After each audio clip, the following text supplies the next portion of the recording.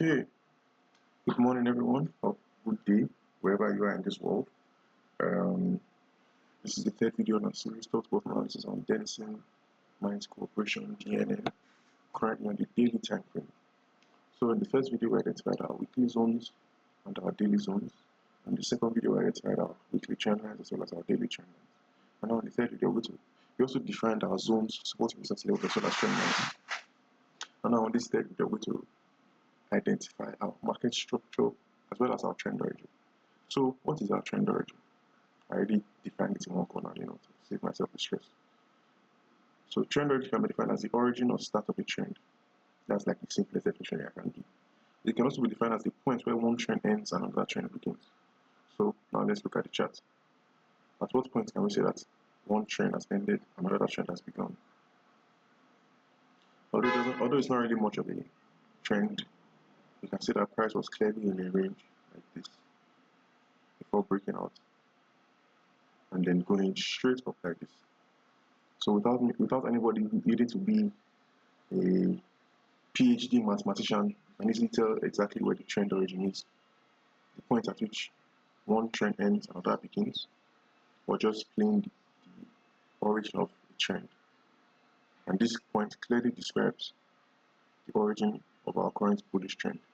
So this right here is what we'll have, and zoom in a bit, is what we'll have as our trend origin. So simple as that. Trend origin identified.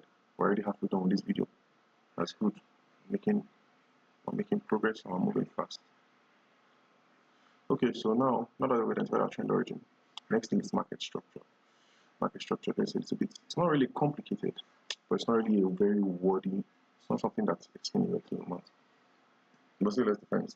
Market structure refers to the way price moves within different market phases. Market phases such as an impulsive phase, correctional phase, or even a ranging market. If you are not new to the forex market, you know what this means. And if you are, well, I'll start dropping some more educational videos about this stuff, so stay tuned, I suppose. Anyways, think of the market structure as a roadmap or skeleton, as an overview or like a general direction of the price action of the market. Yeah, that's enough English. Let's identify our market structure. So, first of all, is the different phases of market action. We have an impulsive phase, price is going straight up, then a correctional phase. Sorry, hold on, let me delete this. As well. Okay, so now we have first of all the impulsive phase, when price is going strongly in the bullish momentum. The correctional phase, when price is moving counter to the current trend direction. Then we have another impulsive main phase, price is going strongly in the trend direction. And then another correctional move, price is moving counter trend. But price still comes again, moving bullish, and then price has once again come here for a correction of another counter trend move. So what have we had? We've had a trend move, counter trend move, trend move, counter trend move, trend move, counter trend move. So what should we be expecting next? The market is cyclical. A, B, A, B, A, B. So we should be expecting a strong trend move next. Another way to call it is impulsive move, correctional move. Impulsive move, correctional move. Let's just say this is my red boxes. This my red boxes exemplify my correctional move and my So you can see impulsive correctional, impulsive correctional, impulsive correctional, with the red boxes being the correctional move and the ones that are not set being the impulsive move. Okay, so now let's make this disappear.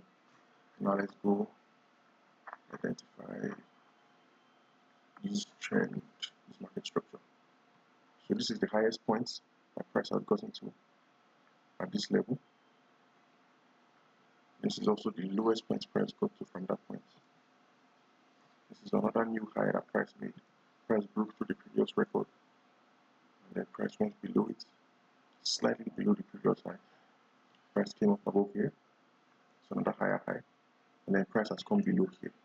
But the thing is that the market structure requires that market structure price continues to be in a upward trend, so far price keeps breaking highs and not lows.